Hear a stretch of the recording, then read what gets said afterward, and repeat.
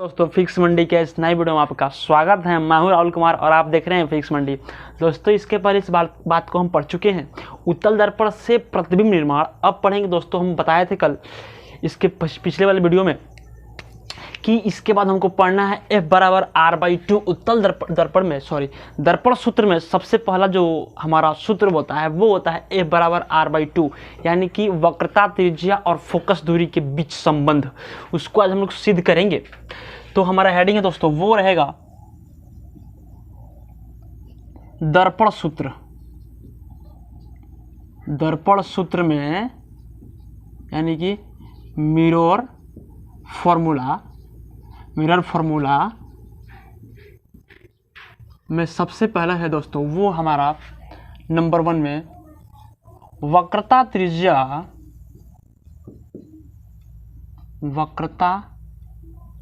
त्रिज्या तथा फोकस दूरी के बीच संबंध। फोकस दूरी के बीच संबंध पढ़ेंगे दोस्तों। संबंध यानी कि रिलेशन इसके बीच में क्या है, शादी ब्याह के है कि माने कि बीवी और क्या चीज़, बीवी और हस्बैंड की है, यानी कि वाइफ और हस्बैंड की है कि भाई बहन का है, इसके बीच संबंध क्या है उसको देखेंगे हम लोग। संबंध क्या है दोस्तों देखिएगा, ये हमारा हेडिंग।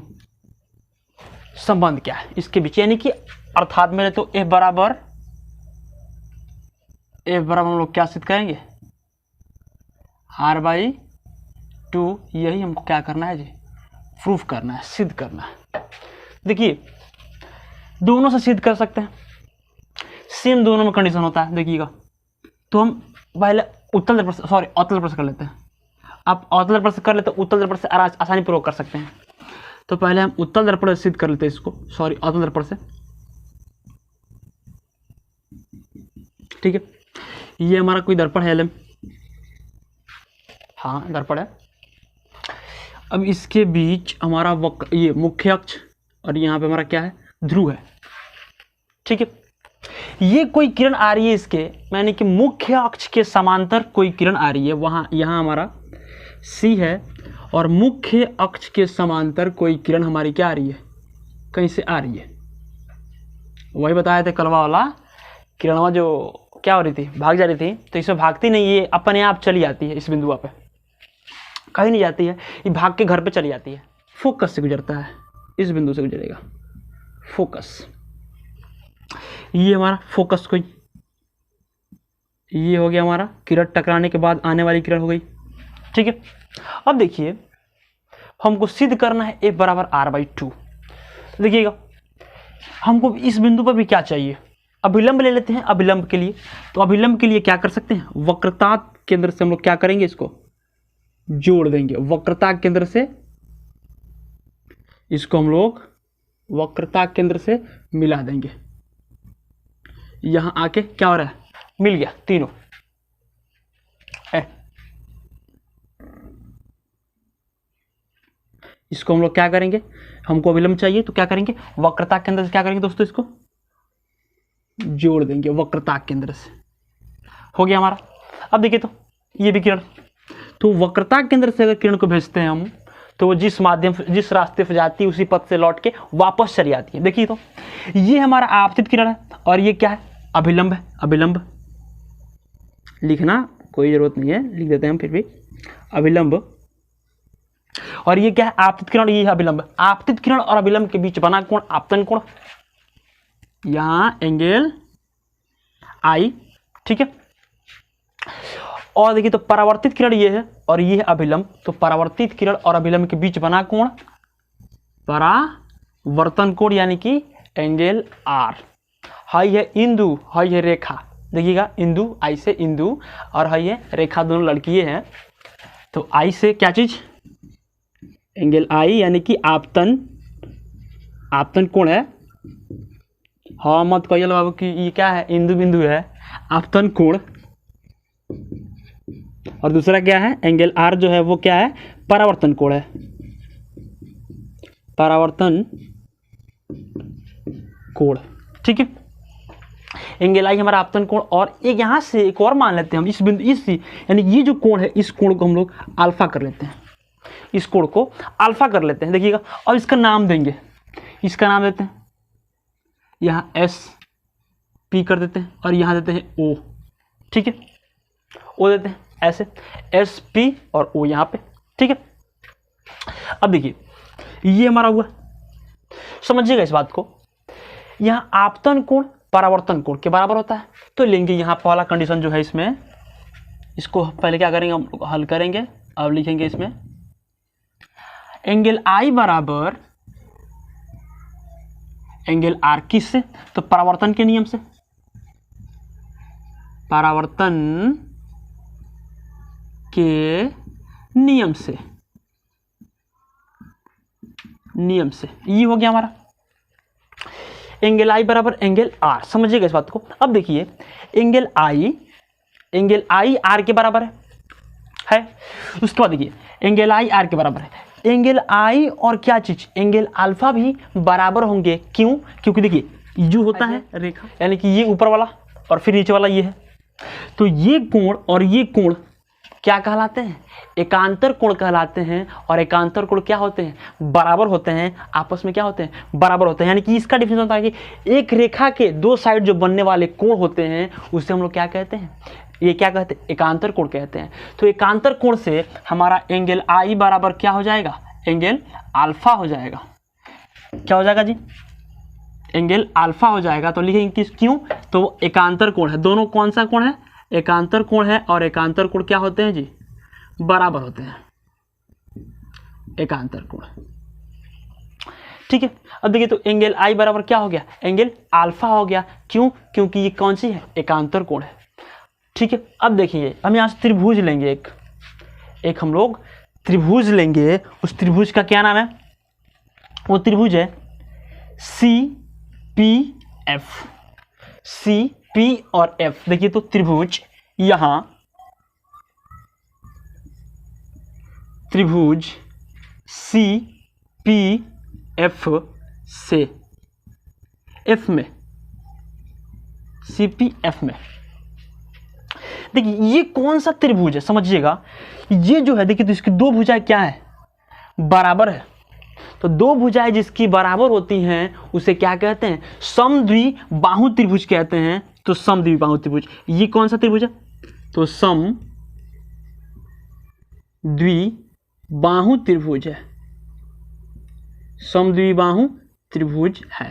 ठीक है, कौन त्रिभुज है? समद्विबाहु त्रिभुज है। अब देखिए तो समद्विबाहु त्रिभुज में क्या होते हैं? दो, यानी कि ये और ये, और ये क्या है? बराबर है। तो लिखेंगे यहाँ पे कि सी एफ बराबर क्या चीज? पी एफ, सी एफ बराबर पी एफ, सी एफ बराबर पी एफ चाहे एफ पी। ठीक है, सी एफ बराबर क्या हो गया हमारा? पी एफ हो गया। अब देखिए ऐसे जो होते हैं, ऐसे त्रिभुज, यानी कि ऐसे, यानी कि एक समय के लिए मान लेते हैं कि पी और जो हमारा क्या है वो ऐसे त्रिभुज होते हैं, ऐसे जो होता है त्रिभुज, ऐसे त्रिभुज जो होते हैं वो देखिए तो यानी क्या है? यानी कि ये बिंदु और ये बिंदु, ये पी है, ये वो है, यानी कि ये बिंदु और ये बिंदु एक दूसरे क्या है? आस है, यानी कि एकदम आसपास हैं। इसलिए हमको जब मन करेगा ओ लिखेंगे, जब मन करेगा पी लिखेंगे। देख लीजिए, यानी कि ये जो है ये लाइन हम थोड़ा बड़ा लिए हैं, और लेकिन ये वास्तव में क्या होता है? बहुत ही नज़दीक होते हैं। और यानी कि जब मन करेगा हमको पी लिखेंगे, जब मन करेगा ओ लिखेंगे। ठीक है, अब देखिए यहाँ से सी एफ बराबर, समझिएगा सी एफ बराबर क्या लिख सकते हैं? अब देखिए तो क्या, जब मन करेगा पी, अब पी की जगह क्या लिख सकते हैं? ओ लिख सकते हैं। तो क्या लिख सकते हैं कि पी, सॉरी ओ एफ लिख सकते हैं। क्यों?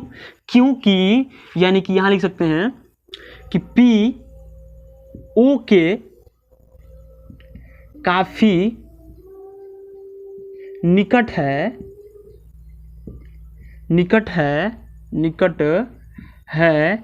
इसलिए क्या लिख सकते हैं? पी एफ बराबर ओ एफ, पी एफ बराबर ओ एफ हम लोग लिख दिए इस बात को। देखिए तो सी एफ बराबर क्या लिख सकते हैं? सी ए बराबर क्या है, क्योंकि ये समद्विबाहु त्रिभुज है तो समद्विबाहु के दो त्रिभुज क्या होती हैं, दो भुजाएं क्या होती हैं, बराबर होती हैं। दोनों भुजा को लिख लिए हैं। देखिए तो सी एफ और क्या है, पी एफ, सी एफ और पी एफ। और इस बात को बताएं कि ये देखिए तो पी और ओ एक दूसरे के काफी क्या है, निकट है। तो जब हमको मन करेगा पी लिखेंगे, जब मन करेगा ओ लिखेंगे। इसलिए यहाँ पे देखिए तो पी की जगह पे क्या कर दिए हैं, अब ओ कर दिए हैं। अब ये क्या हो गया, ओ एफ हो गया है। ठीक है, अब देखिए तो लिख दिए हम लोग सी ए बराबर क्या, ओ एफ। अब एक और काम कर सकते हैं। देखिए तो अब हम यहाँ पे क्या करेंगे, देखिए सी और पी यानी कि सॉरी पी और ओ एक दूसरे के निकट है। तो यहाँ पे हम पी को ला लेते हैं, माने कि पी को यहाँ से समझ लेते हैं कि यहाँ पी है। तो ये अकॉर्डिंग यानी कि इसके बराबर देखिए तो इसका नाम अगर लेंगे तो सी और पी, चाहे सी ओ लेते हैं, चलिए सी ओ लेते हैं। सी ओ बराबर क्या लिखेंगे हम, C F plus O F, C F plus O F लिख सकेंगे। देखिए तो पूरा लाइन, ये पूरा लाइन है, जो ये पूरा लाइन है यहाँ से वहाँ तक, और इसके बीच क्या हमारा एफ है और यहाँ क्या है सी है और ये हमारा ओ है। तो सी ओ के बदले हम क्या दोनों लाइन को क्या कर सकते हैं, जोड़ सकते हैं, C F plus O F. देखिए तो फिर हमारा उतना ही क्या हो जाएगा। ठीक है, सेम कंडीशन यहाँ भी कर रहे हैं। देखिए तो हम क्या लिख सकते हैं, ओ सी के बदले C F plus O F, O C के बदले सी एफ प्लस क्या जी, C F plus O F. देखिए तो क्या बोले, सी ओ सी के बदले चाहे सी ओ के बदले C F plus O F लिख सकते हैं, चाहे एफ ओ लिख सकते हैं। ठीक है, यहाँ देखिए तो इस यानी कि ये जो समीकरण हमको मिला है, ये समीकरण, इस समीकरण को हम एक मान लेते हैं, इस समीकरण को समीकरण एक मान लेते हैं और इसको समीकरण 2 मान लेते हैं। ठीक है, ये वाला हमको जो मिला है ये। अब देखिए यहां से लिख सकते हैं कि समीकरण 2 में, समीकरण 2 में क्या चीज, सी एफ का मान रखने पर।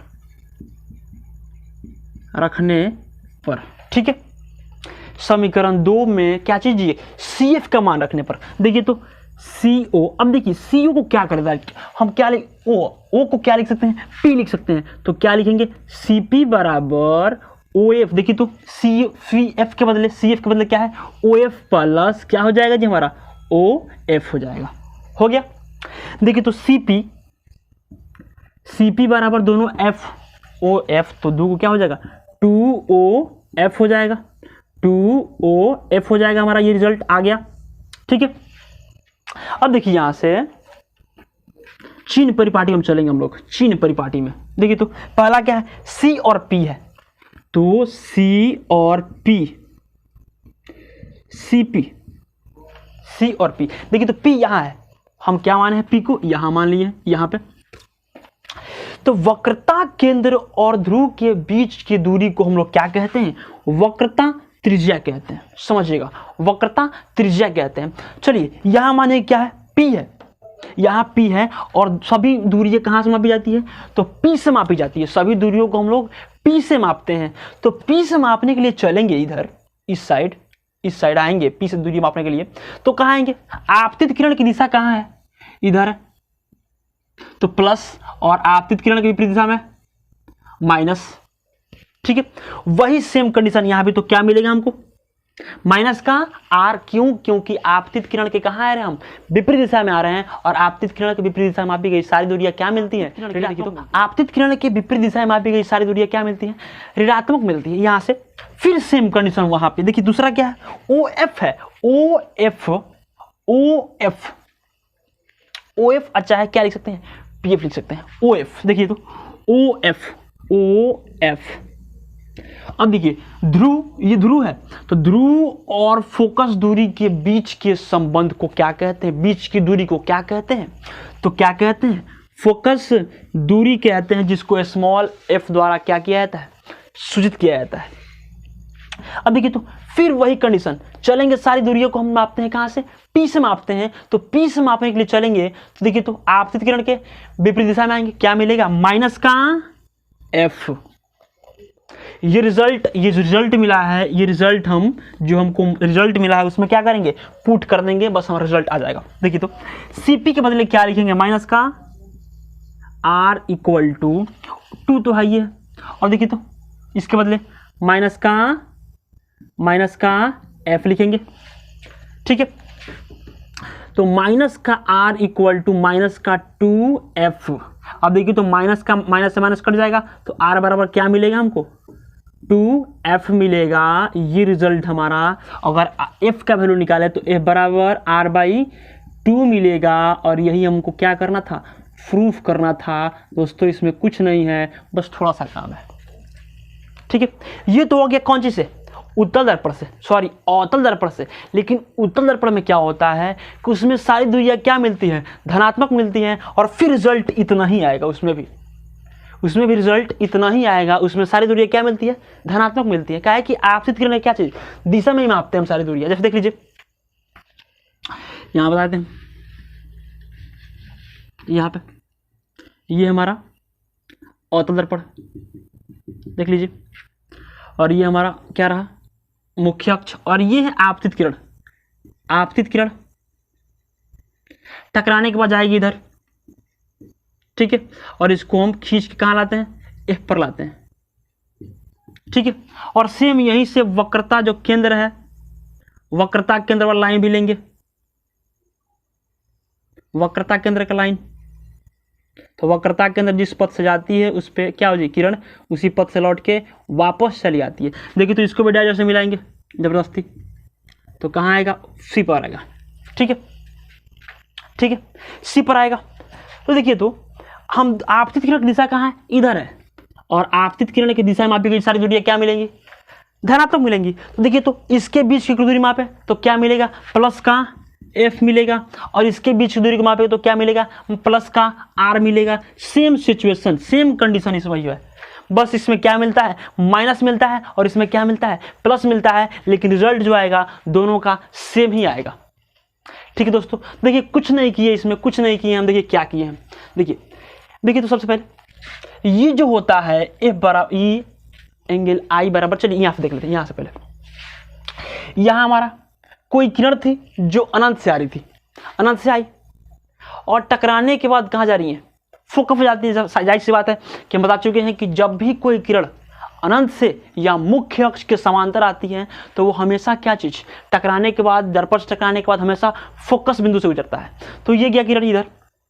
अब देखिए दूसरी किरण हम कहाँ से भेजें, वक्रता केंद्र से भेजें, और वक्रता केंद्र पर जो किरण जाती हैं, जिस पथ से जाती हैं उसी पथ से लौट के वापस भी चली आती हैं, ठीक है। ये हम काम किए यहाँ पे, ठीक है। अब देखिए तो इसके बीच ये हमारा आपतित किरण है, और ये क्या है, अभिलंब है। तो आपतित किरण और अभिलंब के बीच डाला गया, सॉरी, आपतित किरण और अभिलंब के बीच बना कोण आपतन कोण, और परावर्तित किरण और अभिलंब के बीच बना कोण परावर्तन कोण कहलाता है, जिसको एंगल R और एंगल I द्वारा सूचित किया जाता है। काम इसमें यही किए हैं कि यहाँ एक बिंदु हम यहाँ एक कोण मान लिए जिसका नाम क्या है, अल्फा मान लिए, अल्फा कोण मान लिए। इस कोण का नाम हम क्या दिया है, अल्फा दिया है। अब देखिए तो यहाँ एंगल I बराबर एंगल R जो होता है ये परावर्तन के नियम से होता है। परावर्तन का दूसरा नियम यही है कि एंगल I बराबर क्या होता है, एंगल R, आपतन कोण परावर्तन कोण के बराबर होता है। अब देखिए तो एंगल I और एंगल अल्फा बता चुके हैं कि एक ही रेखा के दो साइड जो बनने वाले कोण होते हैं वो कोण एकांतर कोण कहलाते हैं, एकांतर कोण कहलाते हैं। तो देखिए तो एकांतर कोण ये हो गया, एकांतर कोण से क्या चीज, इतना, एकांतर कोण से दोनों क्या हो गया, बराबर हो गया। उसके बाद हम लोग क्या किए हैं, एक त्रिभुज लिए हैं, त्रिभुज, ये देखिए त्रिभुज लिए CPF को, जो कौन सा त्रिभुज है, समद्विबाहु त्रिभुज है। समद्विबाहु में क्या होता है कि जिसकी दो भुजाएं क्या हो, बराबर हो, उसे क्या कहते हैं, समद्विबाहु त्रिभुज कहते हैं, ठीक है। देखिए तो इसमें लिए हम लोग समद्विबाहु त्रिभुज है, और देखिए तो इसमें जो है हमारा दो गो भुजा क्या है, बराबर है, यानी कि CF equal to PF, CF equal to PF लिए हैं, ठीक है। अब देखिए तो CF बराबर, CF तो यही है। अब देखिए P और F, सॉरी, O और P एक दूसरे के क्या है, काफी निकट हैं, इनके बीच की दूरी जो है वो एकदम सूक्ष्म है, नगण्य है, इसलिए P को F और O सॉरी P को O और O को P लिख सकते हैं, O को P या P को O लिख सकते हैं, ठीक है। इसलिए देखिए तो यहाँ पे क्या किए हैं, CF जहाँ P है उसको क्या कर दिए हैं, O कर दिए हैं। अब ये क्या हो गया हमारा, OF हो गया। अब देखिए CO जो है हमारा CO देखिए दोस्तों, जो हमारा CO है, CO इसके बदले हम क्या लिखेंगे, CF प्लस OF लिखेंगे, और ये लिख दिए हमने। उसके बाद देखिए तो समीकरण 2 में, ये समीकरण 2 इसको समीकरण 1 माने हैं, समीकरण 2 में CF का मान जब रखे हैं तो हमारा रिजल्ट मिला है कि CP, देखिए तो CP यही रिजल्ट, हम क्या P को O और O को P लिखेंगे। देखिए तो अब वो को क्या लिख दिए हैं, P लिख दिए हैं, तो CP इक्वल टू OF। अब देखिए तो CF का वैल्यू यहाँ दिख रहा है क्या जी, OF, इसलिए OF, और ये पहले से OF है ही। अब देखिए तो CP इक्वल टू क्या हो जाएगा, 2OF हो जाएगा। अब यहाँ से जो रिजल्ट हमारा वो है, देखिए तो C और P वक्रता केंद्र और ध्रुव के बीच की दूरी को वक्रता त्रिज्या कहते हैं, जिसको R द्वारा सूचित किया जाता है। और देखिए आपतित किरण के विपरीत दिशा में हम दूरी मापने के लिए आ रहे हैं C तक, तो हमको क्या मिलेगा, माइनस का R मिलेगा। सेम कंडीशन इसमें भी वही है। देखिए तो O से मापने के लिए चलेंगे, चाहे P से मापने के लिए चलेंगे दूरी, तो कहाँ आएंगे, आपतित किरण के विपरीत दिशा में, क्या मिलेगा, माइनस का F मिलेगा, और दोनों माइनस माइनस क्या हो गया, कट गया है, फिर मिला है R बराबर 2F, और जब F का वैल्यू निकालेंगे तो F बराबर R/2, और यही हमारा क्या हुआ दोस्तों, प्रूफ हुआ। देखिए इसमें कुछ नहीं है, बस क्या समझना है इस बात को, ठीक है। आपको स्क्रीनशॉट लेना हो तो ले सकते हैं। चलिए दोस्तों, इसके बाद हम लोग पढ़ेंगे दर्पण सूत्र, नेक्स्ट वीडियो में इसको हम लोग पढ़ेंगे, क्या चीज़, दर्पण सूत्र। चलिए दोस्तों, अगर मेरा वीडियो आप लोग को अच्छा लगा हो तो प्लीज़ मेरे चैनल को सब्सक्राइब करें, और मेरे वीडियो को लाइक करें, और कमेंट करके बताएं कि मेरा वीडियो कैसा लगा। चलिए दोस्तों, मिलते हैं आपसे नेक्स्ट वीडियो में, तब तक के लिए धन्यवाद।